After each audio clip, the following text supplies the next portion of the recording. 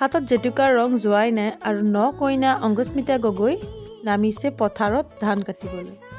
বন্ধু বান্ধৱীসকল, স্বাগতম জনাইছোঁ মোৰ চেনেলৰ অন্য এটা ভিডিঅ'লৈ। হয়তো আপোনালোকৰ মাজৰ বহুতে জানিবলৈ মন গৈছে ন কইনা অংকুস্মিতা গগৈ বিয়াৰ এমাহ নহওঁতে কিয় পথাৰত নামিছে। গতিকে সম্পূৰ্ণ ভিডিঅ'টো চাই থাকক। ইয়াৰ কাৰণটো মই কৈ আছোঁ, এয়া হৈছে একমাত্ৰ শ্বুটিঙৰ বাবে। ইটো সিটো নামৰ এটি গীতৰ শ্বুটিঙত ব্যস্ত হৈ পৰিছে অভিনেত্ৰী অংকুস্মিতা গগৈ। আৰু লগতে আপোনালোকে এই গীতটিত দেখিবলৈ পাব জনপ্ৰিয় অভিনেতা দেৱাশিছ, চুমকি কাছাৰী, দীপজ্যোতি কেওট, সিদ্ধাৰ্থ শৰ্মা আৰু জানিবলৈ পোৱা মতে ইয়াত দেখিবলৈ পাব আপোনালোকে নেত্ৰ কাইকো।